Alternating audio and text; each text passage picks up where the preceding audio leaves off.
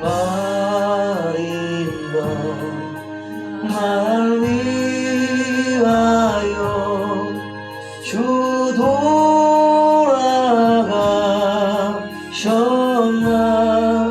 그 벌레가 든 날 위해 은혜 받으셨나 내 지은 죄 다 지시고 못 박히셨으니 웬일인가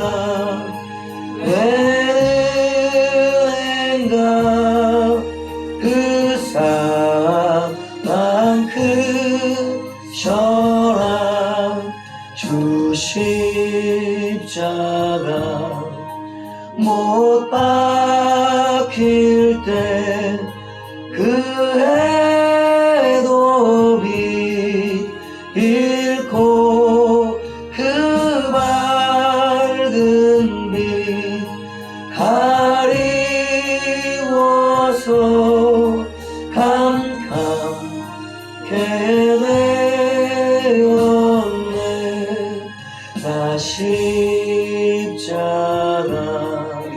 대할 때에 그 일이 고마워 내 얼굴 감히 못 들고 눈물 흘리도다 울어도 눈물로써 못 갚을 줄 알아 몸밖에 드릴 것 없어 이 몸 바칩니다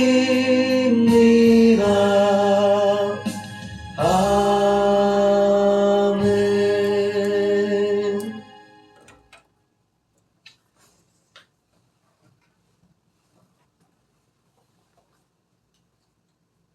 할렐루야. 잘 들리시죠?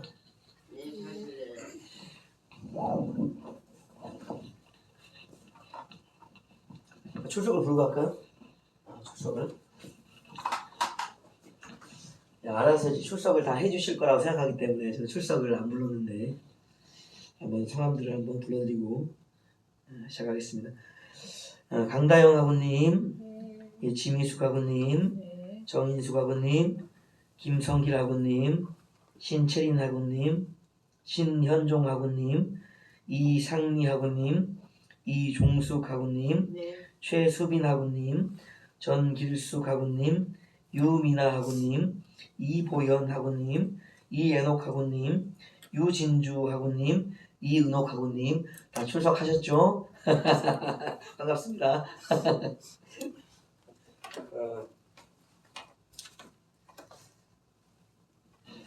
과제에 대해서 걱정을 하시는 분들이 있으신 것 같아요.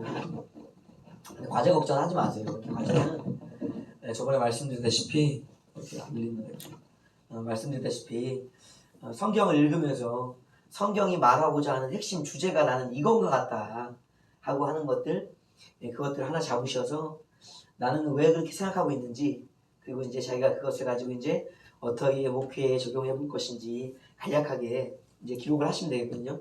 그러니까 이제 중간 기말 이렇게 2번 있잖아요. 뭐 레포트도 내고 시험도 보고 하잖아요. 그러니까 기간은 중간 기말에서 학기 말에 뭐 정해진 날짜가 정해졌죠. 과제물 유출한 날이 언제까지라고? 안 정해졌나? 종강까지? 종강 때까지 그러면 종강 때까지 해서 기말 중간 2개를 2주제 간략하게 써서 제출을 해주시면 되겠습니다. 또 궁금하신 거 없으시죠? 있으신 거 없죠? 과제는 그렇게 내주시면 되겠습니다. 이제 우리가 이제 좀 주제가 얼마 안 남았어요. 벌써 이제 하나님에 대해서, 사람에 대해서, 그리스도에 대해서, 성령에 대해서 이제 4가지 주제를 같이 나눴기 때문에 남은 주제는 뭐 2가지, 3가지가 일단 큰 주제는 되겠습니다. 그 주제가 무엇인가? 그것은 이제 교회와 종말에 대한 이야기예요. 그리고 이제 다룰 수 있다면 성경을 한 번 더 다루고 이 큰 이제 묶음, 조직신학적 주제들은 이제 정리를 하려고 합니다. 그래서 오늘 남은 것은 무엇인가요? 오늘 나눌 것은 다 살아있는 교회. 네, 이제 오늘 나눌 주제 살아있는 교회고 이것이 이제 솔직히 제일 방대하고 할 말이 제일 많은 부분이에요.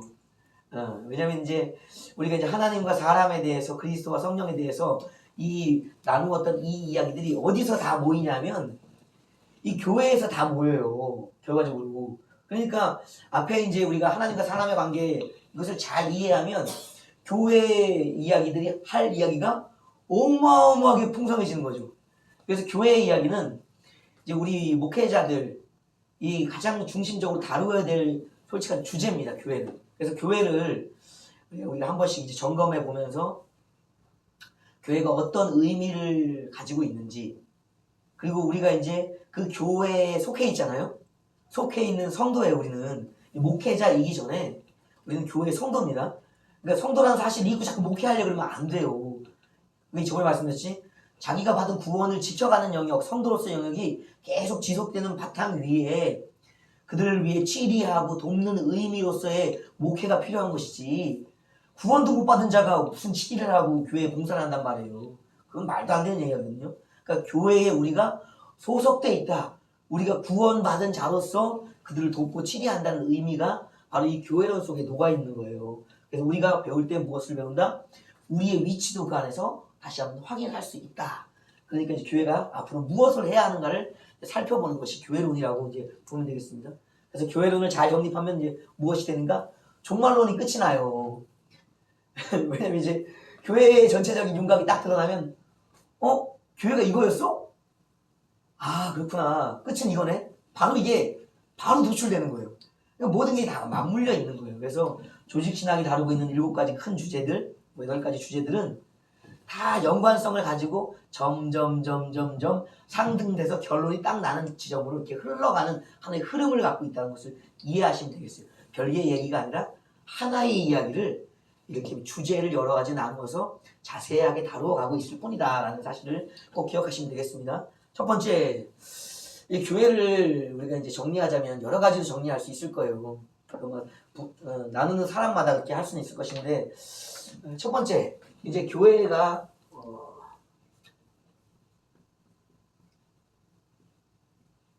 우리가 이제 구약에서는 교회라는 개념을 따로 잡지는 않습니다. 우리가 카알이라고 이것은 이제 부르다예요. 소집하다. 그러니까 교회의 의미, 구약적 교회의 의미는 무엇인가? 이게 부름에 있는 거예요. 부르심, 소집에 있는 거예요. 그러니까 우리가 구약에도 교회라는 용어는 없지만 교회가 있었을까라는 것을 누가 이야기했냐면 사도행전에 스데반 집사님이 설교를 하시잖아요.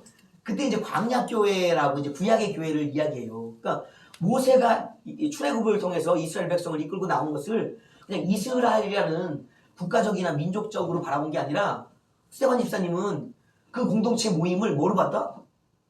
광야에 있는 교회로 봤다는 거예요.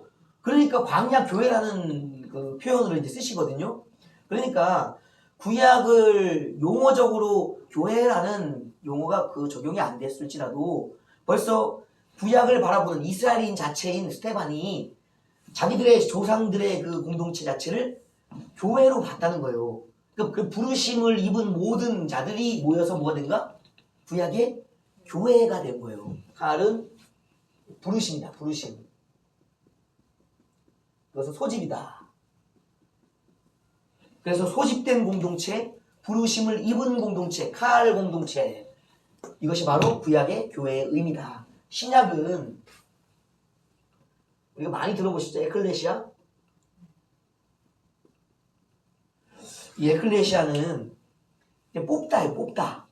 우리가 이제 이렇게 옛날에 보면 경품 추천할 때 보면은 여러 개 막 숫자 넣고 아니면 이렇게 뭐 제비뽑기 하듯이 막 넣고 자 오늘 당첨자를 뽑겠습니다 하잖아요. 뽑는 거예요. 뽑는 거. 에클레시아는 뽑는다. 이것도 마찬가지로 부르심의 의미도 있습니다. 그러니까 신약이나 구약이나 공통적인 것은 무엇일까요? 불러서 모은다. 뽑아서 모은다는 거예요. 여기도 소집이 되겠네, 그죠? 소집. 뽑아서 모은다. 불러서 모은다. 결과적으로 이 교회라는 기본적인 것은 구약이나 신약이나 공동체인 거예요. 공동체. 그래서 이 공동체성을 우리가 이해를 잘 해야 된다. 왜냐하면 부르고 뽑으려면 일단 개인성이 있어야 돼. 개별성이 있어야 돼. 그 개별성이 한 번 뽑기로 한 번 부르심으로 끝난 게 아니라 1대1의 부르심과 1대1의 뽑기가 뭐가 됐다? 많아졌다. 다수가 되었다라는 거예요. 그러니까 이 공동체 교회라는 의미 속에는 두 가지 의미가 포함되어 있다고. 부르심과 뽑기에는 한 명의 대상들을 하는 인격적인 1인 대상의 인격적인 뽑기예요. 이게 소집 그들을 모았다는 의미는 이 많은 부르심과 뽑기가 여러 모형이 됐으니까 많겠죠? 1인이 아닌 다수. 그러니까 이게 교회라는 의미가 포함하고 있는 것이 두 가지가 다 있다고. 그러니까 하나 다수라는 의미만 치중하면 안 되는 거예요. 교회라는 의미는 두 가지가 공존한다. 뭐와? 1인이라는 개인성과 공동체라는 다수성을 같이 포함하고 있는 게 뭐다? 교회라는 거, 교회. 그래서 우리가 한 명이 있으면 교회일까요? 교회 아닐까요? 교회죠. 그 교회가 어디 있었어요? 우린 창세기를 중심으로 다 살펴보고 있으니까. 에덴 동산에 있었죠. 에덴 동산에서 하나님이 동산을 지으신 다음에 그 동산 안에 짜잔 누굴 데려다 놓으셨는가? 아담을 데려다 놓으셨거든요. 그러면 그 교회의 첫 시작은요 하나님과 아담의 교회예요, 여러분. 그걸 하셔야 돼요. 그러니까 에덴 동산에 둘이 있던 시절도 있지만 둘 전에 누가 있었다? 하나님과 아담이 독대하던 단독의 교회 시절이 있었다고. 1인 교회 시절이 있었다고. 거기에서 하와가 창조되고서 이제 다수로, 그리고 뭐 아벨이라든지 그 다음에 셋, 에노스가 태어나면서 다수의 공동체로 이제 점점 수가 늘어져 갔다고요. 한 명도 엄밀한 의미에서 교회인 거예요. 왜? 주님과 나라는 둘이니까. 그러니까 이게 이 의미가 여기 같이 포함되어 있다는 거 꼭 기억하시죠. 그래서 목회자 중에 개인 목회하는 분들 있잖아요. 가족 목회도 힘든 분들 있잖아요. 가족들이 또 말을 잘 들으면 좋은데 야 아빠가 목회한다 엄마가 목회한다 그러는데 안 나와. 예배를 누가 드리는가? 아 목사님 혼자 드려. 그 사람들이 그러지 저게 교회냐고. 물론 공동체성을 해서 바라보면 교회가 아니죠. 그러나 1인 부르심과 뽑기의 의미에서의 부르심은 1대1의 관계, 주님과 나와의 그분과의 관계, 1인 교회인 거예요. 이게 좀 슬프긴 하죠. 혼자 설교하고 성중이 또 들을 사람이 있어야 되는데 설교를 누구한테 하는 거예요? 나한테 하는 거랑 같잖아. 이게 참 슬픈 현실이죠. 그래서 성도들이 모이면 좋으나 혼자 목회할지라도 그거는 교회다. 이제 그런 생각을 하셔야 돼요, 여러분. 1인 목회 하시는데 힘내십시오. 주님과 나의 공동교회가 되는 거야. 1인성이 있다면. 자, 이제 그래서 교회라는 것이 이제 점점점 어려워지는 것이 사실이에요. 모이질 않거든. 그리고 이제 큰 교회들도 이제 환란기에 접어들면 소수교회로 이제 흘러가진다. 더 소수교회가 될 수 있는 게 아니라 1인 교회가 될 수 있다고 하죠. 왜냐면 뭐 어떤 일이 벌어질지 모르는데 모여있으면 여러분 더 위험해지는 거예요. 환란 때는. 그러니까 흩어지는 교회, 소수의 공동체, 더 되면 개별적인 혼자의 교회, 혼자서도 예배하는 때가 온다고. 그게 뭐 포로기 때 끌려갔던 다니엘의 예배가 그랬잖아요. 누가 있었어? 자기 혼자 예배드렸지. 그런 때가 있다고요. 그거 기억하셔야 돼요. 우리 교회성은 1인과 다수성을 공동적으로 가지고 있다, 의미적으로. 자, 그리고 또 하나, 이것은 이제 수에 대한 이야기입니다. 수에 대한 것은 수적으로. 숫자. 두 번째는 이제 시각적인 교회가 있어요. 시각적인 교회. 시각적인 교회에서는 첫 번째 시각이니까 보이고 안 보이고 있죠? 보이는 교회가 있다. 보이는 교회. 보이는 교회는 우리가 잘 알다시피 이것도 두 종류는 아닙니다. 여러분 뭐 보고 교회인지 아셔요? 저기가 교회다? 십자가. 그렇죠. 교회에 표징이 있다고. 표징. 표징 중에 하나가 바로 십자가라고. 십자가. 두 번째, 저기가 교회다. 어떻게 할까요? 예배당이 있으니까 간판 걸고 있잖아요. 여기 예배당, 아름다운 교회 예배당. 그러니까 예배 처소가 있다고. 예배 처소. 자, 보이는 게 또가 있지. 십자가만 있고 예배당만 있으면 교회인가요? 그 속에 누가 있어야 돼? 성도라는 사람이 있어요. 성도, 사람이 있어야 돼요. 성도. 그러니까 보이는 교회는 대체적으로 이 세 가지를 갖고 있는 거예요. 건물로서의 의미, 그러니까 처소와 그 표시, 십자가, 교회 현판들이랑 그다음에 그곳에서 예배하는 성도들이 있어야 보이는 교회다. 그리고 더 중요한 것은 무엇일까? 십자가와 예배 처소, 예배당이 있다면 아니면 성도만 있다면 비중을 어디다 둬야 될까요? 교회 비중을? 보이는 교회 비중을? 자, 이제 목회자니까 자, 나는 예배당이 중요해. 십자가가 중요해. 나는 성도가 중요해. 성도가 중요하죠. 아까 얘기했잖아요. 십자가와 처소가 있어도 성도가 없다면 1인 교회라고. 십자가와 처소가 예배드릴 예배당이 없어도 성도만 있다면 그들이 모여서 드리는 그곳, 가정이든 어떤 학교에 뭐든 아니면 산속이든 그 장소는 이 성도들이 모인 곳이 바로 예배 처소, 교회 처소가 되기 때문에 넘어선다고. 그러니까 핵심은 뭐다? 성도에 있는 거예요, 여러분. 교회의 핵심은. 그래서 보이는 교회의 핵심은 뭐다? 성도다. 그래서 우리가 뭘 해야 된다? 전도해야 된다. 전도. 성도 없는 목회 힘들다. 힘들다. 이거는 보이는 교회의 1차 조건 성도예요. 성도. 성도들이 준비된 후에 그들이 맨날 길바닥에서 드려봐. 되죠. 그러나 야외에는 여러분 환란이 많습니다. 환경이 우리의 예배를 늘상 지지해주지 않아요. 어떨 땐 비도 와요. 눈도 온다고, 벼락 떨어진다고. 수많은 우리 모임을 방해할 만한 환경들이 조성된다. 이제 그런 것들을 뭐하기 위해? 안전하게 걸러내고 보호받으면서 뭐하기 위해?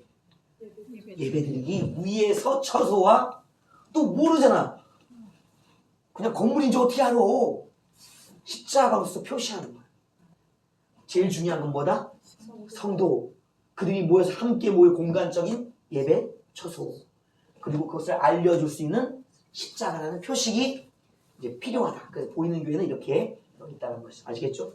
두 번째는 보이는 교회가 있다면 뭐가 또 있을까요? 그렇죠. 보이지 않는 교회예요. 보이지 않는 교회는 범위가 굉장히 넓습니다. 일단 영안이 열려야 돼. 보이지 않는 교회를 확인하려면 영안이 열려야 돼. 왜냐하면 이걸 뭐 우주적인 교회라고 표현하는 분도 있어요. 와, 이게 대단해 보이죠? 우주적인 교회? 이 우주적인 교회, 보이지 않는 교회라고 하는 이유는 진짜 모든 것을 포함하고 있대요. 그러니까 핵심적인 성도들이 있는데 이 성도들이 보이지 않는 성도들이 있다는 거예요. 누굴까요? 보이지 않는 성도?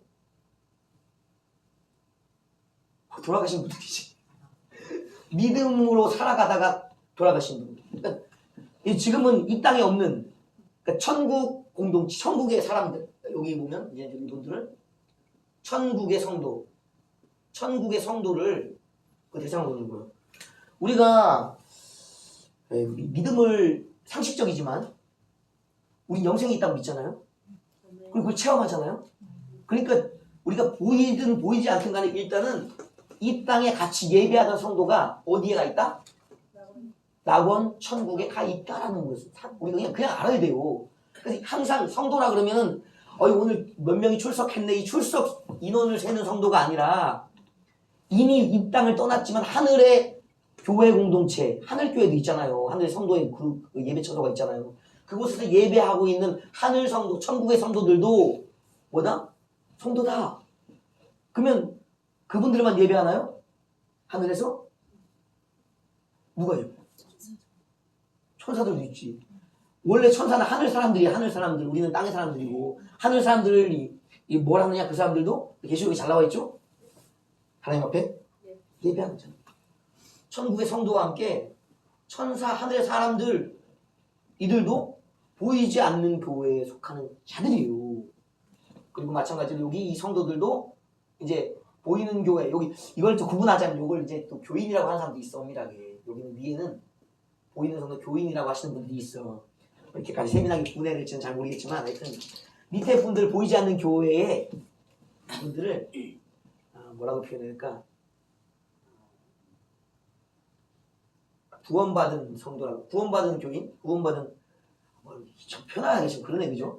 그러니까 여기는 구원을 받았을 수도 있고 안 받았을 수도 있고 한 개념. 그러니까 교회에 나오는 성도, 보여지는 믿음의 사람들, 그걸 얘기한다면 여기는 구원 반드시 받는 사람. 성도. 뭔 성도를 봐. 이것도 성도인데 여기는 구원이 확정된, 그러니까 이미 천국 간 분 말고 이 땅에 있으나 구원이 이미 천국 가기가 확정된 사람으로서의 성도. 이 성도를 포함해서 무엇한다? 보이지 않는 교회라고 한다. 그러니까 우리에게는 큰 두 가지 교회가 있는데 그것은 보이는 교회와 보이지 않는 교회가 있다. 이 두 교회가 지금 동시적으로 예배하고 있는 거예요. 동시적으로 누구 앞에 살아가고 있는 거예요? 하나님 앞에 살아가고 있는 거예요. 교회의 범위는 굉장히 커요. 넓단 말이에요.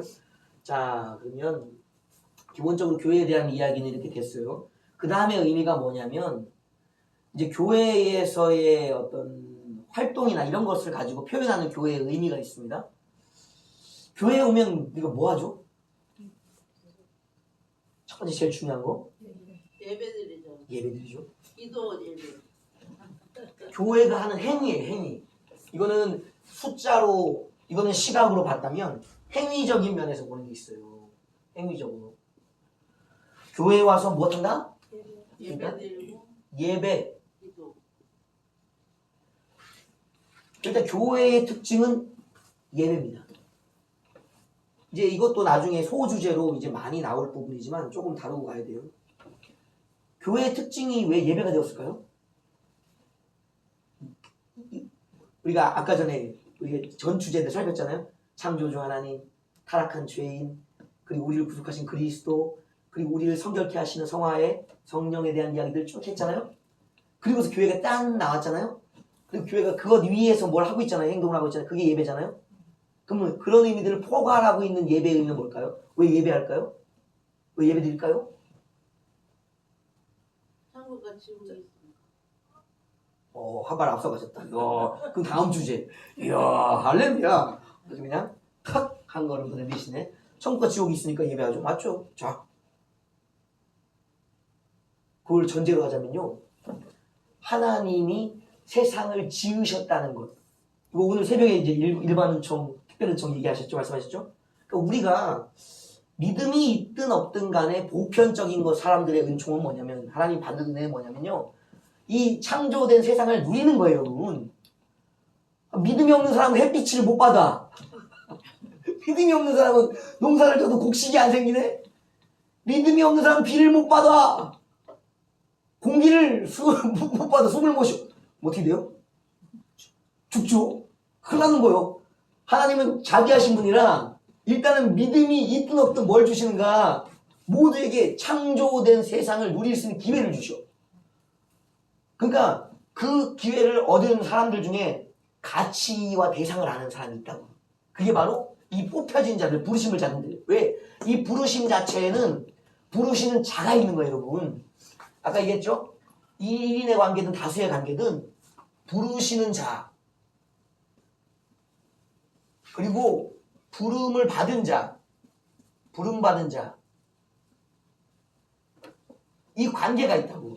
그러니까 이 예배는 반드시 뭐를 저기 전제하고 있냐면 부르시는 자에게 반응해서 불림을 받은 내가 나가는 거예요. 그러니까 하나님이 자신을 드러내기 전에는 세상을 누가 지었는지 알 수가 없죠. 그러니까 막 이론들이 나오잖아요. 뭐 무슨 빅뱅 이론이든지 뭐 이런 것들이 토대로 돼서 우연히 세상이 만들어졌다라고 얘기하죠. 그러나 이 부르시는 자를 만나는 순간 창조주에 대한 인식이 달라지는 거예요. 우연히 만들어진 세상이 아니라 나를 부르신 분이 세상을 지으셨구나라는 걸 알게 된다고. 그것에 대한 반응으로서 모인 공동체가 하는 행위이기 때문에 반드시 창조주에 대한 뭐에 경외의 예배가 있다고. 이건 예배는 첫 번째 창조주를 높이는 예배예요. 창조주를 기억하는 예배. 이 예배의 특징이 구약 예배에서는 어떤 예배냐면요. 번제예요, 번제. 번제는 아침 해 뜰 때 또 저녁 때 해질녘쯤에 2번 이렇게 매일 드려. 매일. 이거는 뭐 절기도 상관없어. 매일 빠지지 않고 제사장이 드리는 예배. 뭘 기억하기 때문에? 하나님의 창조주를 기억하고 그분을 경외하는 예배에. 그러니까 목회자는요. 구약시대도 지금도 그렇고요. 새벽 예배 빠지면 안 돼요, 여러분. 아침에 해 뜨는 예배. 오늘도 새날을 주셨군요. 주님이 창조하신 세상 누립니다. 감사의 예배로 아침 예배가. 저녁 기도회. 그것도 예배는 안 드리지만 가갖고 오늘도 무사히 주님 주신 세상을 잘 누리고 갑니다. 기도해야 한다고. 그러니까 아침 저녁에 우리가 예배하고 기도하는 게 이 구약의 번제와 같은 일이에요.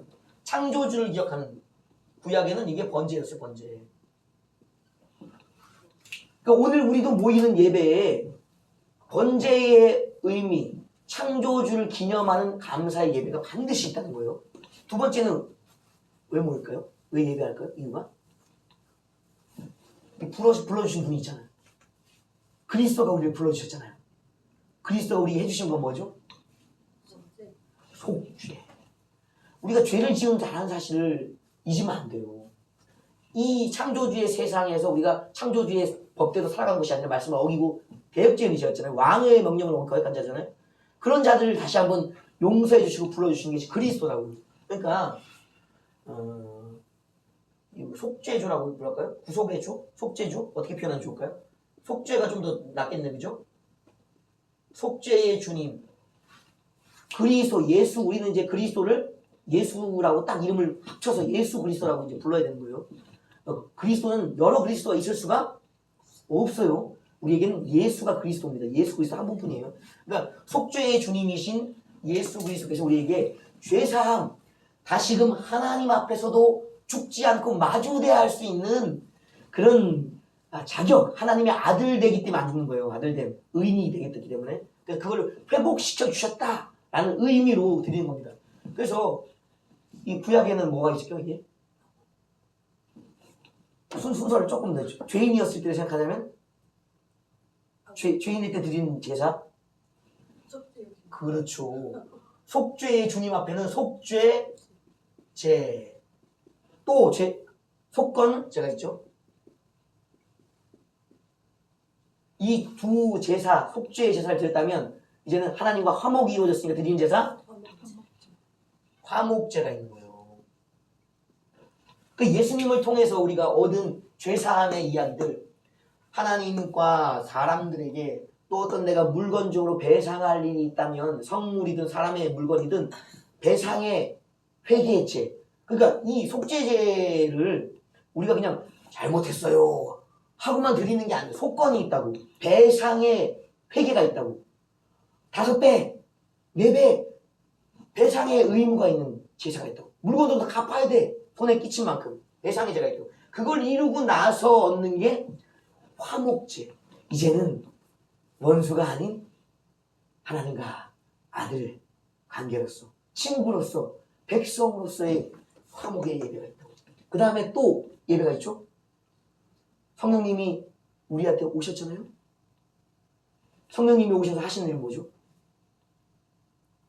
의미가? 우리를 성령, 거룩한 영이시기 때문에 거룩하게 만들어 간다고. 그러니까 죄 용서함을 받았지만 다시 우리가 죄를 짓잖아요. 그러면 죄를 짓는 순간 우리는 거룩한 사람이 아니라고. 죄인이지. 그럼 이것을 끊임없이 넘어서는 게 뭐냐? 회개예요. 누가 도와주시는가? 성령께서. 누구에게 의지하도록? 예수 그리스도께서.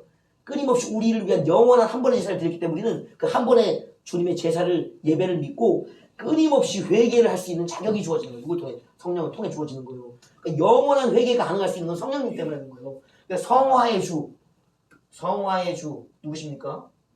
성령이시죠. 성령과 함께 드리는 구약의 예배의 의미, 뭐가 있을까요? 이제 죄를 갖다가 씻어냈으니까 속죄, 속건, 화목을 이루었으니까 어떤 예배가 있을까요? 번제, 소제, 속건, 화목, 한목제, 속죄, 그 다음에 그 감사제, 낙헌제, 서원제, 그리고 감사제, 그리고 소제 이런 것이 있어요. 그러니까 여기서는 성화의 주님께서는 우리가 다시 주님께 죄사함을 얻었고 화목을 했기 때문에 감사하니까 감사제. 또 우리가 감사가 나서 감사만 하고 있는 게 아니라 내가 서원을 한다고요. 서원제. 기쁨의 제사, 낙헌제. 뭔가 좋은 일이 있어. 집을 짓는다든지 포도원을 아니면 결혼을 한다든지 하는 기쁨의 제사들이 있다. 그리고 소제가 있다. 이 소제는 뭐 분리될 수도 있고 단독으로 드려질 수도 있고 항상 모든 제사를 따라가는 포함된 제사라고 하는 사람도 있어요. 분리시킬 수도 있습니다. 왜냐면 뭐 포도주를 붓고 기름을 붓고 하는 행위들 있잖아요. 그런 것이 이 번제와 이런 제사들 속에 함께 드려진 때도 있지만 그것 자체 곡물 가루를 따로 태워드린다든지 하는 것들 그런 것도 이제 이 소제에 속하는 거예요. 우리가 분양할 때 드리는 분양 제물을 드린다든지 하는 것들도 소제적인 의미라고. 그러니까 이 소제는 무엇인가? 우리가 하나님을 거룩하게 해주신 주님을 기억하는 기념, 감사의 예배가 이 기쁨의 제사와 우리가 맥을 같이 하는 것들이에요. 그래서 우리가 드리는 예배 속에서는 성부, 성자, 성령의 창조와 속죄와 성화의 영역의 주님을 기억하는 구약적인 의미의 제사가 예배화되어 어떻게 됐다? 결합되어 있는 거예요. 그러니까 나 예배하고 왔어. 그 얘기를 한다는 것은 이 중에 뭔가의 의미 중에 제사는 예배는 드리고 왔다는 거예요. 복합적이든 하나이든. 근데 예배 드리고 왔는데 뭔 예배를 드리는지 모르네? 그게 힘든 거예요. 우리가 하나님이 우리에게 베푸시는 은혜는 그리스도를 통해서 예배를 편하게 해주셨어. 우리가 구약처럼 예배 드린다면 겁나 힘들어요, 여러분. 겁나 힘들다고. 절기적 예배와 겹쳐서 월삭의 예배와 뭐 안식의 예배, 성회의 예배들 이런 예배 겹치면요, 여러분. 6번도 하루에 6번도 예배 드려야 돼. 견디겠어요? 우리 예배를 충선시켜 주셨다고. 그 대신에 그 예배 속에 우리가 뭘 드려야 되는가? 이 모든 의미를 놓아서 마음을 다한 예배, 그건 드려야지. 양심이 있는 거지. 예배를 간소화시켜 주셨다고 그냥 대충 드리고 가도 예배 뭔 예배를 드렸는지도 모르는 예배를 드리고 오면 어떡하자는 얘기야 도대체. 내가 하나님 앞에 주님의 창조를 기억하면서 나의 죄를 속하심을 기억하면서 또 죄용사함을 기쁨으로 내 무슨 감사하거나 결단이거나 이런 것들이 있다면 기념으로 하는지 이 예배를 우리가 드리고 있다. 그래서 예배는 교회 공동체에 있어서 핵심인 거예요. 생명이라고도 말하는 것이 이 예배입니다. 행위적으로서. 예배 없는 교회는 교회가 아니라고 해도 과언이 아닌 거예요. 아시죠? 그래서 목회자가 된다는 것은 첫 번째 행위적인 의미에서는 예배자예요. 구약의 제사장이에요. 이게 중요한 거예요. 그래서 기본적으로 목회자가 되는 사람은요, 예배를 잘 드리는지 봐야 돼요. 신학교에 체크하는 게 뭘까요? 예배 체크. 체풀 체크한다고. 예배도 빼먹고 도망다니면서 무슨 체풀 체크, 학점을. 그래서 다른 학점들은 뭐 A에서 F까지 나오죠? 근데 체풀은요, 예배는요, 그게 없어요. 뭐가 있는지 아세요? 패스와 논패스. 논패스면 뭐가 안 돼? 졸업이 안 돼. 그만큼 예배는 중요한 거예요, 여러분. 졸업 안 시켜. 목회자가 예배 빼먹으면 땡땡 치면 국물도 없다. 이게 바로 예배다. 자, 두 번째는 무엇인가? 그럼 예배만 드리고 있나?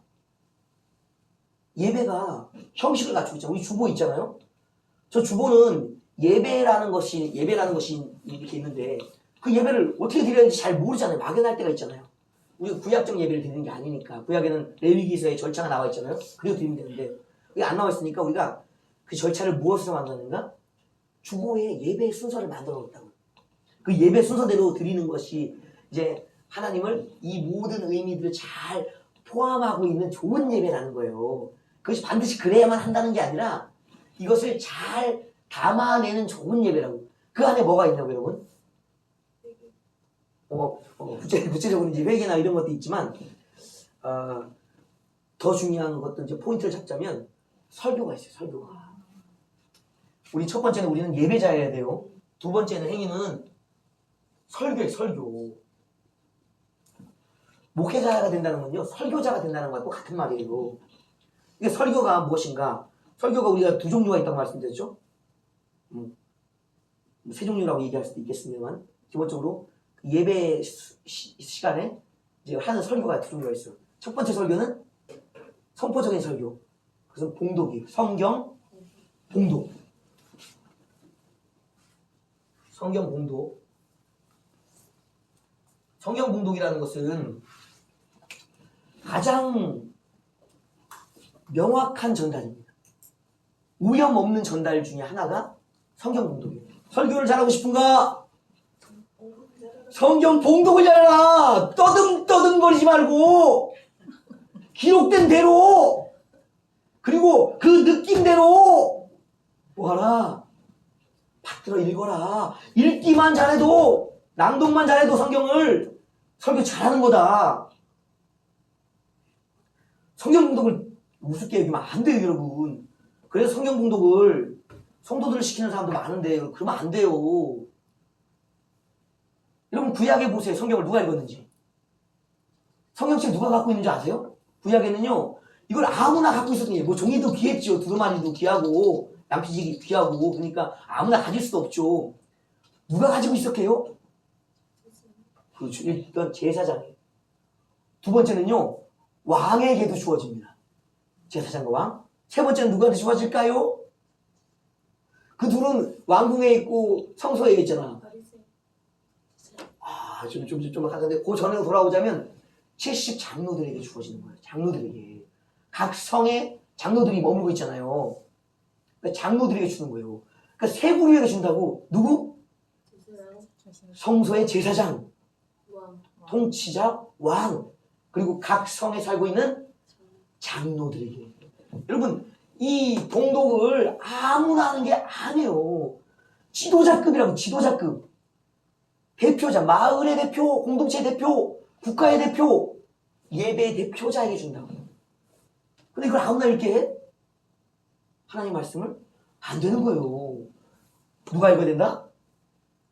되도록이면 뭐 입이 아프거나 몸이 아파서 못 읽을 경우도 있지만 대부분 누가 읽어야 된다? 목회자도 읽어야 되는 거. 설교자가 1차 설교이기 때문에 선포적 설교. 이거는 듣든지 안 듣든지 상관없고 감동을 받든지 못 받든지 상관없어요. 환경이 어떻든지 그냥 뭐 하면 돼? 읽으면 되는 거예요. 선포적으로 그냥 읽으면 되는 거예요. 이것만 잘해도 돼. 그래서 성도들이 할렐루야 아멘 하면 뭐 하면 돼? 내려오면 돼. 근데 이제 읽고 나면 다 이렇게 하고 있죠. 뭘 또 말해주길 기다리고 있지. 그래서 뭘 해주는가? 설교를 하는 거예요. 뭐로? 해석의 의미, 해설의 의미로 설교를 한다. 그러니까 두 번째가 뭐다? 해석. 그것이 바로 뭐다? 오늘 우리가 얘기하는 설교라고 얘기하는 거예요. 그리고 또 하나가 있죠. 또 하나가. 이것은 뭐 행위적 설교라고 이제 말해도 되겠습니다. 우리 교회의 지표 중에 하나, 교회가 반드시 이것이 있어야 된다 하는 것 중에 행위에서의 이제 이런 것도 있죠. 그럼 저기 넘어갈까? 넘어갈게. 설교가 하여튼 봉독과 해석의 설교가 있다. 그래서 우리가 봉독도 잘해야 되지만 해석도 잘해야 돼.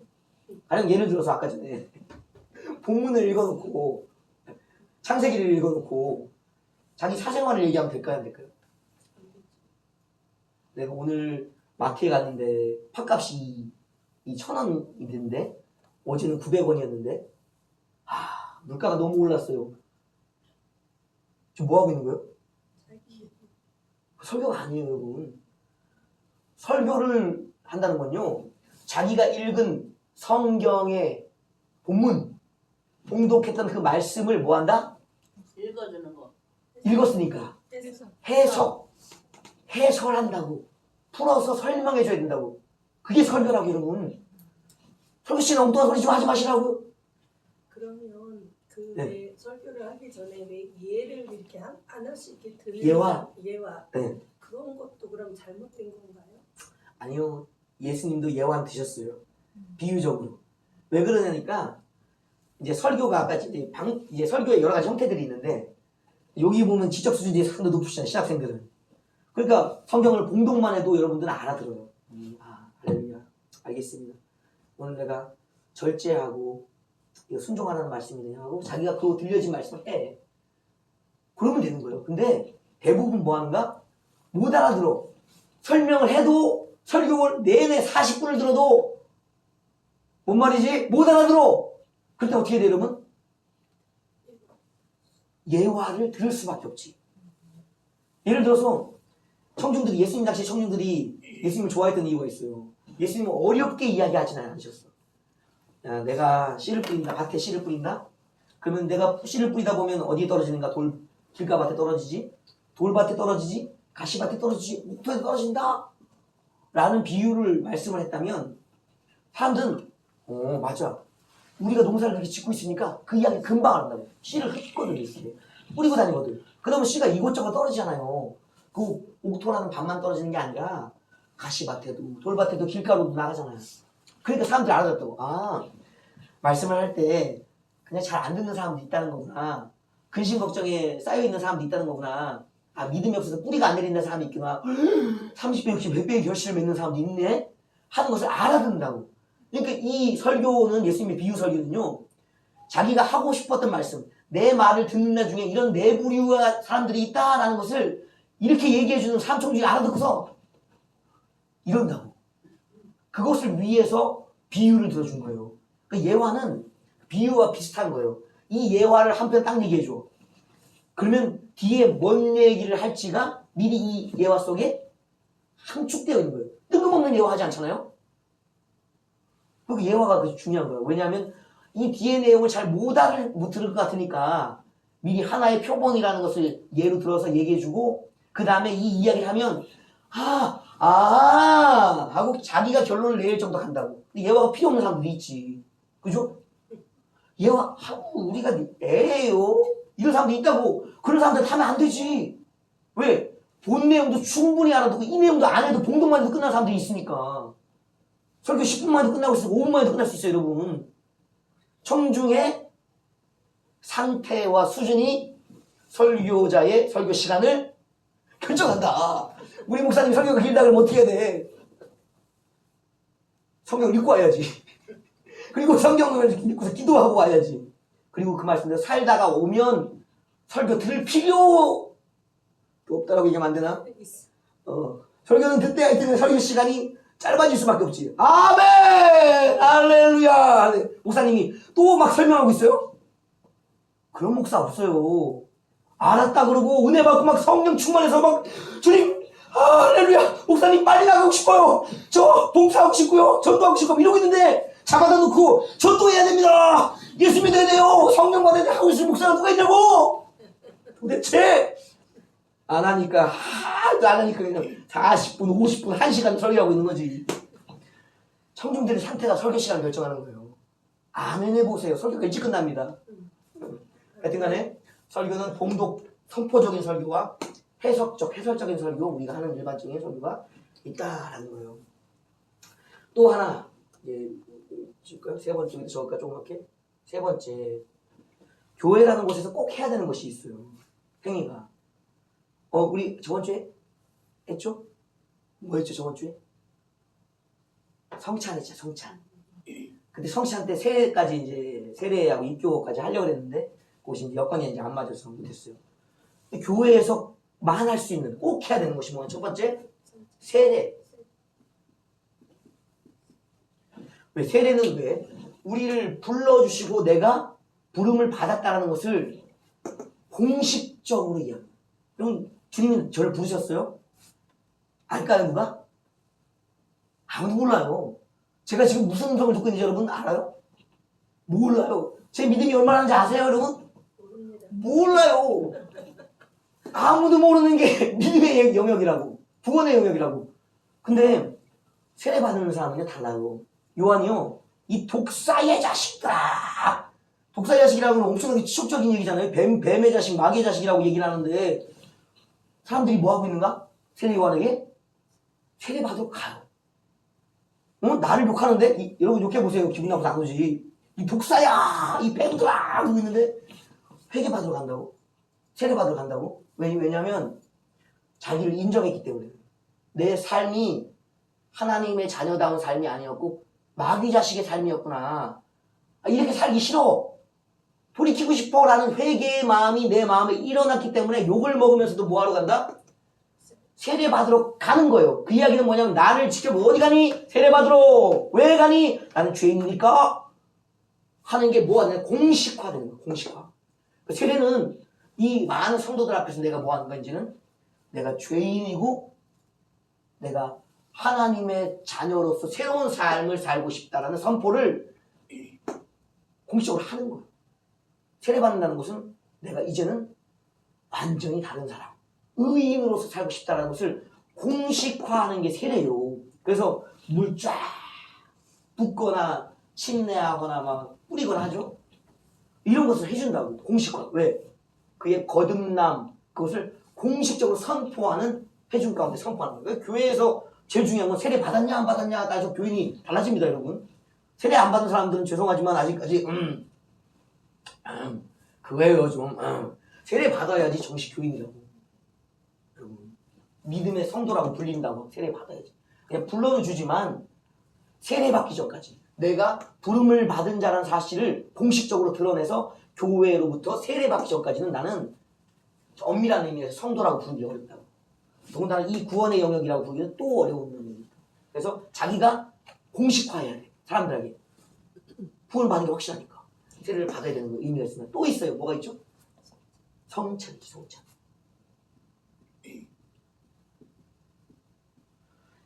이 성찬이 왜 중요할까요? 주님의 말씀 응용. 맞아요. 주님이 하라고 하신 말씀 이게 세례와 성찬은 그래서 중요한 거예요. 주님이 친히 정하신 법이기 때문에. 더군다나 이 성찬은 주님이 떠나시기 전에 이제 돌아가시기 전에 내 몸과 피를 너희에게 나눠주면서 그 몸과 피, 떡과 포도주를 마시게 한 것은 무엇이냐면 예수님의 피와 살을 주는 것하고 저는 말씀드렸죠. 죽으심의 십자가 죽으심을 미리 그 가서 못을 박힐 수가 없잖아요. 그러니까 자기의 못 박힘을 그날 밤에 떡을 통해서 포도주를 찢으면서 그 포도주 그릇에서 따로 부어내면서 그러니까 자기 걸 쏟아냈다는 거예요. 찢어냈다는 거예요. 자, 내 살 먹어, 내 피 마셔 하면서 내가 이렇게 찢길 거야, 피를 쏟을 거야 하고 나눠줬다는 거예요. 그러니까 십자가를 이미 경험한 거죠. 언제?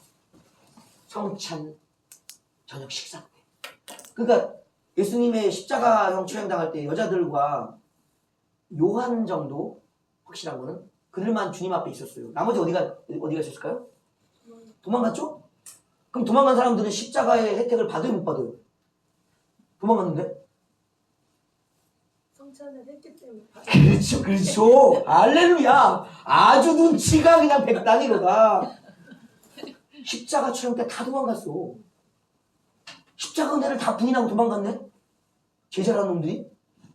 근데 주님은 그걸 아시고 뭐하는가? 그건 겁낼 건 아니까. 친히 몸을 찢고 피를 흘려주실 때 다 도망갈 걸 아니까 좀 이제 십자가보다 낮은 단계 뭐예요? 성찬을 통해서 미리 뭐 하는 거야? 살과 피를 주신 거야. 이미 십자가를 성찬을 통해서 경험했다는 거야. 그래서 성찬은 중요한 거예요. 오늘 우리는 2000년의 십자가 앞에 서 있어요? 아니요. 사실적으로 서 있지 않아요.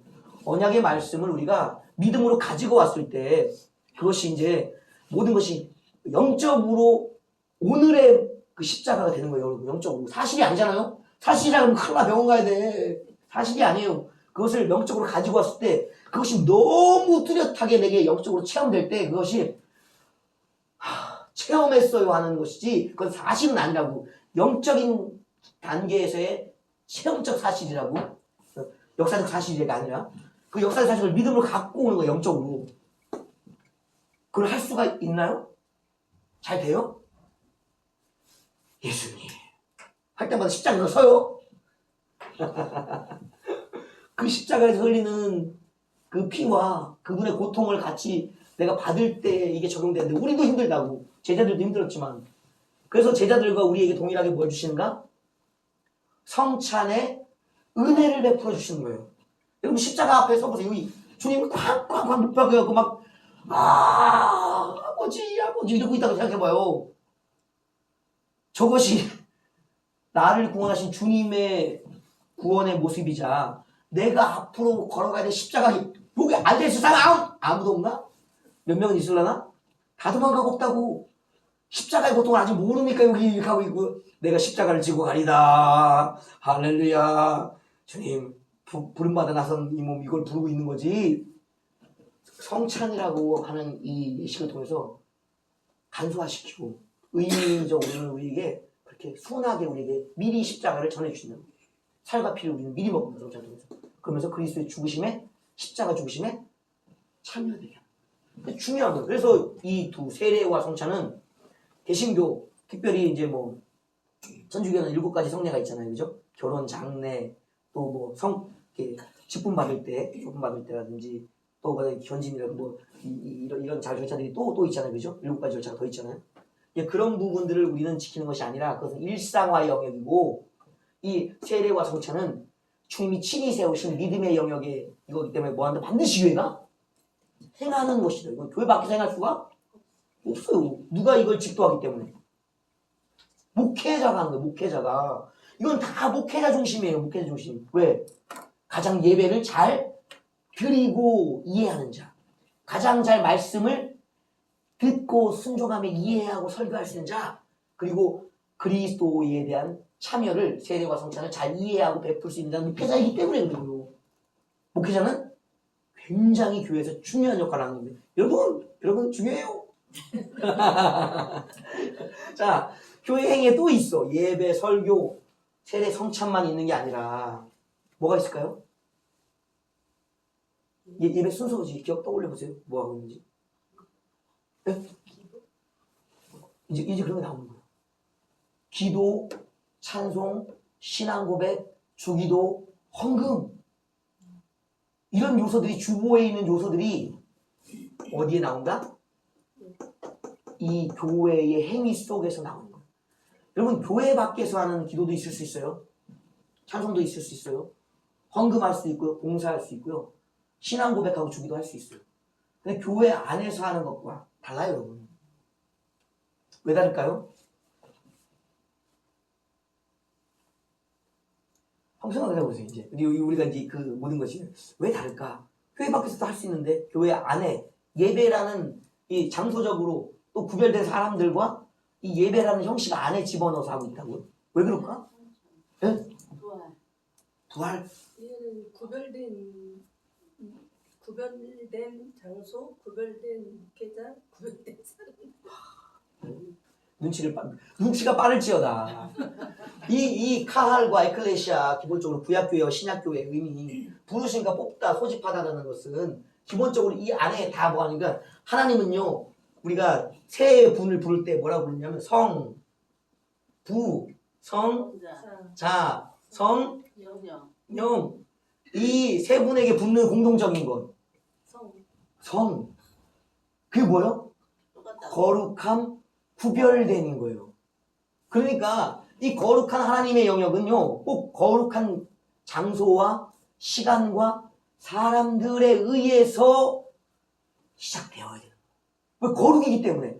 그래서 우리를 세상 가운데서 하나님을 만나서 그곳에 머물면서 예배하는 자가 아닌 뽑으시는 것, 또 그들을 그냥 듣는 게 아니라 부르심으로 소집하는 이유가 있다고. 왜 그대로 있어도 되는데 죄인들 가운데서 막 예배되잖아요. 아니, 거룩의 영역의 완전성. 뭐까지 거룩해야 돼? 장소적인 것까지, 시간적인 것까지, 모이는 사람들까지도 그 거룩함 속에서 찬송하고 고백하고 기도하고 예물 드리고 봉사하고 하는 예배가 드려져야 되는 거예요. 왜? 온전한 거룩을 추구해 가기 때문에. 그래서 하늘 예배는 누가 못 오는 줄 아세요? 하늘 예배는 마귀가 참석을 안 해. 하늘 예배는. 왜? 천사인데 마귀도. 거룩하지가 않아. 그렇죠. 이 거룩성이 마귀에게는 없는 거예요. 또 하나님도 마귀는 예배 때 안 불러. 안 불러. 이씨. 오늘 예배에 안 부르는 사람들 두려워할지어다. 예배로 초대 안 하는 사람 두려워할지어다. 하나님은 자기가 예배 받고자 하는 자, 반드시 이 부름받은 자를 불러주시오. 그래서 이 예배와 설교와 세례 성찬 속에 참여하게 하시고, 아까 얘기했다시피 거룩함이 전제된 뭐한다? 기도. 또 아까 찬송. 또 뭐가 있죠? 예물들이 헌금, 그리고 봉사, 신앙 고백, 또 기도, 주기도죠. 우리의 기도가 있고 주님의 기도가 있어요. 주기도를 드릴 수 있게 하시는 거예요. 왜? 더 온전한 거룩함 속에서 성부와 성자와 성령이 거룩한 예배와 높임을 받으시려는 거예요. 그러니까 우리가 교회 밖에서 예배하는 것이 가능하죠?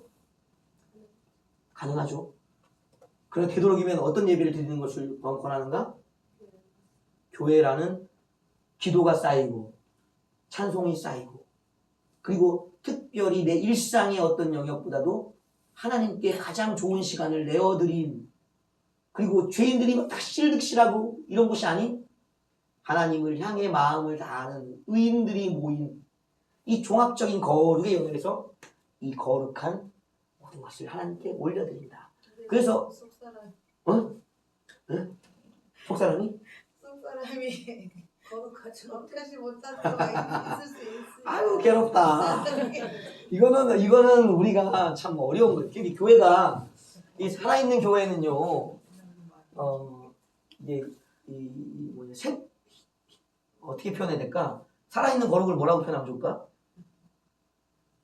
네, 하여튼 간에 한번 생각해 보세요. 이 교회는 그래서 이 거룩이라는 거, 다 성화돼. 이제 거룩이라는 부분, 거룩, 교회는 거룩과 이 성화, 영화, 이 이야기들을 교회는 뺄 수가 없는 거예요. 왜? 하나님이 거룩하시고 이 모든 것들이 거룩은 뭐 상태적인 거룩이 있고 구별적인 거룩이 있습니다. 아까 얘기했지만 이 상태적인 거룩이에요. 죄를 짓지 않아서 하는 이 성화, 영화의 거룩이 있고, 뽑혀짐 자체, 다른 사람들과 딱 잘려져서 카도시라는 의미의 잘려짐, 그 사람과 관계가 없는 이렇게 그런 거룩이 분리되는 거룩이 있거든요. 그 두 가지 거룩이 같이 있는 상태적인 거룩과 분리의 거룩이 같이 있는 그런 모임이기 때문에 반드시 거룩을 뺄 수가 없는 거예요. 그러니까 이제 아까 전에 얘기하신 거지. 근데 심령이 더러운데 이것이 어떻게 되냐. 그래서 우리는 누가 더 필요한가?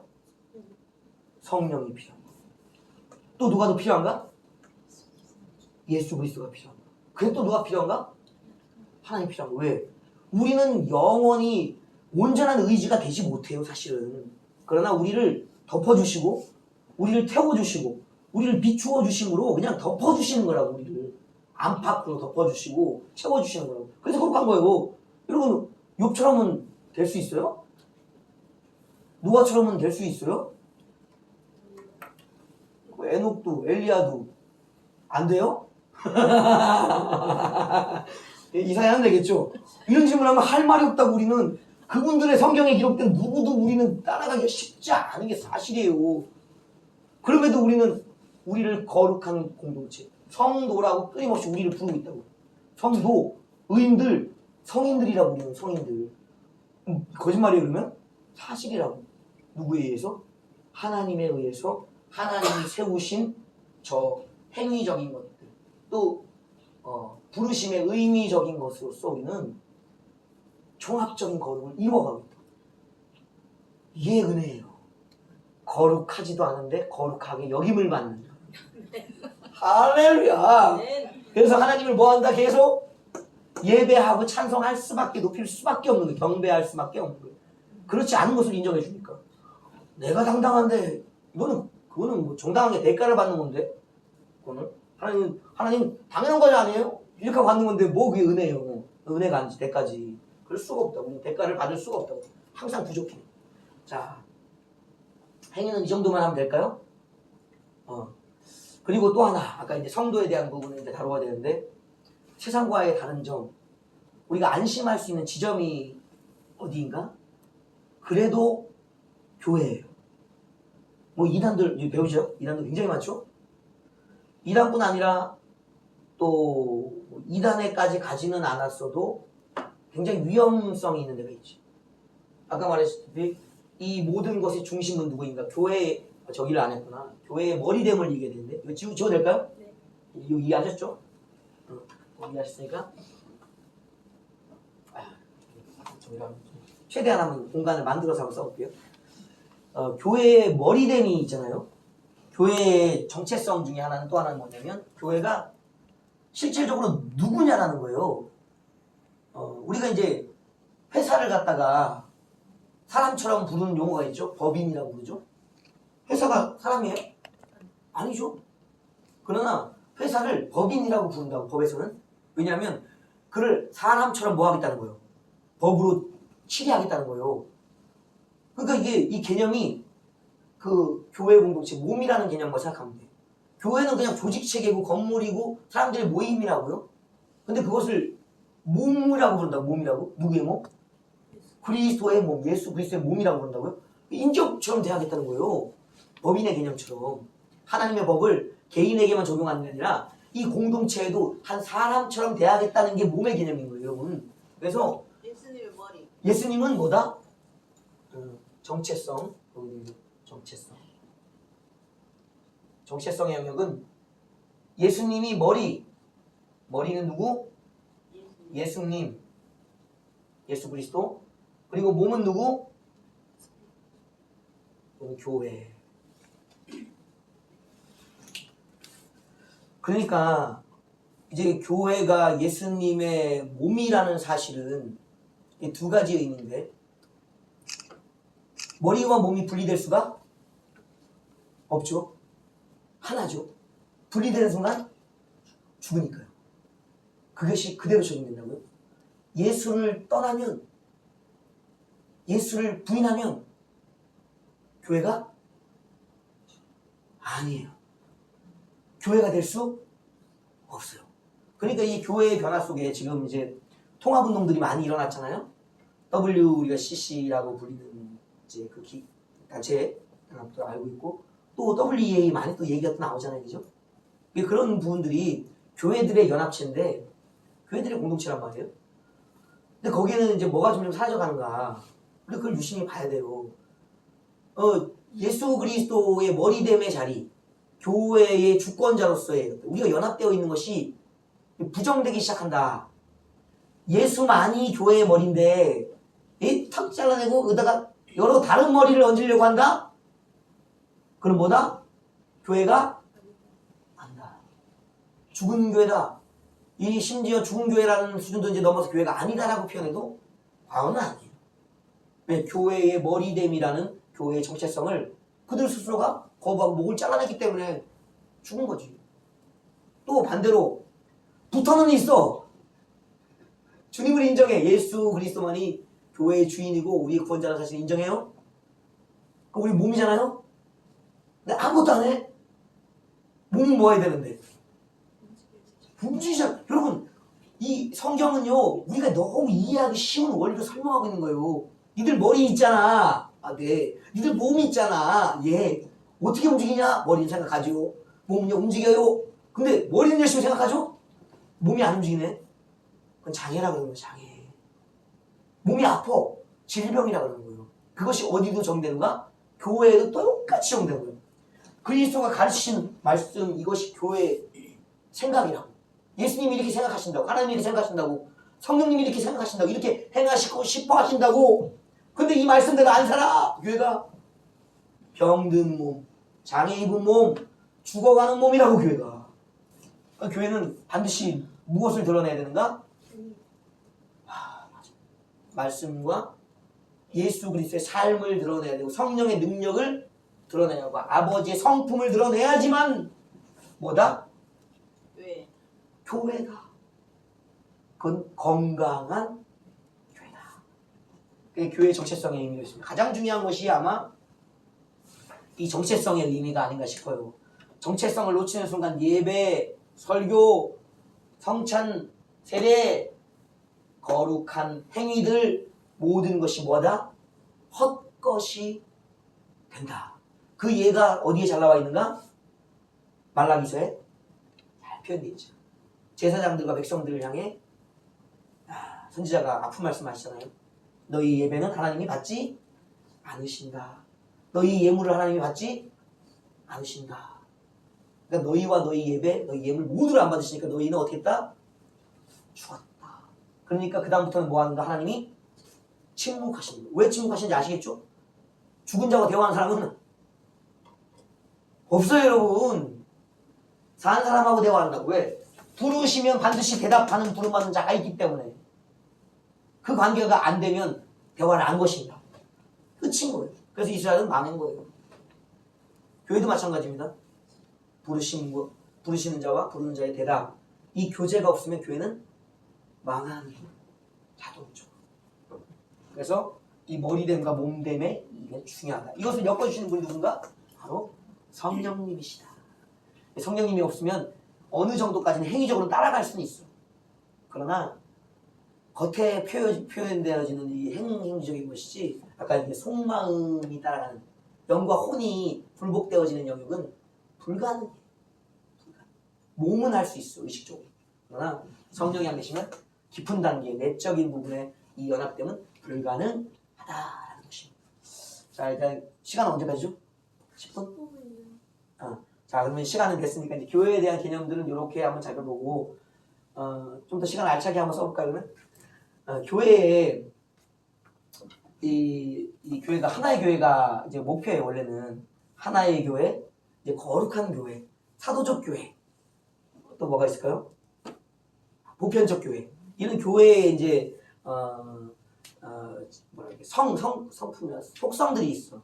하나된 교회, 보편적 교회, 거룩한 교회, 사도적 교회라는 이제 성격들이 있는데 교회가 전 세계가 하나죠? 아니죠. 교파가 굉장히 많고 그 교파 내에도 교단들이 굉장히 많아요. 그러니까 우리가 어떤 변화를 거쳤냐면 처음에 이제 유대교라는 이제 그 원줄기가 있었잖아요. 이제 예수님이 속해 있는 그 원줄기. 거기서 유대교가 자꾸 어떻게 해? 하나님의 뜻을 자꾸 떠나죠. 바알을 아세라를 숭배하면서 이방 신을 숭배하면서 하나님 떠나고 격기로 가잖아요. 그러니까 예수님을 보내서 이제 유대교를 뭐 한다? 새롭게 하시는 거예요. 새롭게. 그러면 우리가 유대교에서 빠져나온 게 아니라 기독교가 유대교에서 빠져나온 게 아니라 여호와 하나님을 믿는 신앙 그것에 먼 줄기가 있는데 유대교가 뭐 하고 있더라? 격길로 가고 있더라는 거예요. 이게 유대교에서 우리가 빠져나온 게 아니에요, 여러분. 도표를 잘 하시네. 우리가 믿는 예수교가 유대교의 가장 핵심적인 바른 흐름이에요. 거기서 유대교는 자꾸 격길로 가고 있었던 거예요. 그 다음에 쭉 나오는 중에 그것이 이제 우리가 보편교회라고 불렸던 가톨릭의 교회였다고. 우리 모두는 보편교회였다고. 하나의 교회였다고. 근데 교황이 들어서고 나서 중세 한 500년부터 이제 뭔 일이 시작되는가? 교회가 타락하기 시작해요. 1000년 만에. 그러니까 원래 교회는 지금 예수 그리스도 중심으로 계속 흘러가고 있다고. 유대교 격까지. 그 다음에 누가 격까지 치기 시작하는가? 가톨릭이 격까지 치기 시작하는 거예요. 우리가 가톨릭에서 벗어나온 게 아니라 가톨릭은 격까지를 쳤기 때문에 이 옆줄이라고, 옆줄. 기독교는 계속 예수 중심의 교회라고. 머리로 삼고 몸됨의 관계가 계속 나오고 있다고. 가톨릭 격까지. 그래서 이 원줄기를 지켜가는 게 개혁교회라고 불리는 거예요. 루터, 칼빈, 찌빙글리 하는 이런 분들을 중심으로 했던 그 교회가 격가지를 쳐서 가톨릭에 나온 것이 아니라 그들의 길이 맞는데 그 길 말고 다른 길을 간 게 가톨릭이에요. 그렇게 나오고 있는 중에 또 이제 뭐가 시작했는가? 이 개혁교회들도 막 색깔이 달라지기 시작했어. 루터 교회, 그리고 장로교, 칼빈 중심의 장로교, 그리고 이제 국가 중심의 성공회라는 국교회가 이제 나오잖아요. 이런 흐름들이 생기죠. 그리고 이제 그 흐름 위에 특히 성공회, 국교회죠. 그 흐름 중에 뭐가 생기는가 하면 이제 우리가 아는 청교도들, 이제 청교도들. 그 흐름 또 뒤에 뭐가 생기냐면 이제 침례교 있죠? 침례교가. 그리고 좀 더 흐름 뒤에 이제 성공회라는 국교회는 계속 흘러가고 그들 중에 또 누가 나오는가? 성결 구세군이 나와. 그 저기 감리교 잠깐만 감리교네. 성공회의 줄기 속에 누가 나오는가? 웨슬리 중심의 감리교가 나오고 감리교에서 감리교를 새롭게 하기 위해서 구세군이 나오고 또 감리교를 새롭게 한다는 의미로 성결교가 나오고 그 성결교 계열 감리교 계열에서 뭐가 나오는가? 오순절 교회들이 나오는 거예요. 그리고 오순절 교회들에서 뭐가 나오는가? 오늘 순복음들이 나오는 거예요. 그러니까 이런 줄기들이 있다고. 그러니까 교회가 이렇게 원줄기를 잡아가는 거예요. 그러니까 중심은 뭐냐? 가톨릭도 중심이 아니고 유대교도 중심이 아니에요. 개신교가 원래 정상적인 하나의 교회의 중심이었다. 사도적 교회의 중심이라고. 다 이게 이방 신을 섬기고 사람을 섬기는 정신으로 빠져나가서 그런 것 뿐이에요. 중심은 누군가? 개혁교회가 원래 기독교의 예수 머리됨과 교회의 몸됨의 상태를 지정하는 개혁교회가 바로 뭐다? 참된 기독교예요, 여러분. 우리 기독교가 이 격가지 친 게 아니라 우리가 원래는 중심이라고. 나머지는 다 격가지라고. 근데 우리 중심도 여러 가지 갈라짐이 현존하고 있다. 좀 이따가 이제 그걸 잠깐 이제 한번 살짝 설명을 하고 이제 다른 부분을 하든지 아니면 종말을 이제 바로 들어가든지 한번 또 시간을 이어가 보겠습니다. 수고하셨습니다. 감사합니다.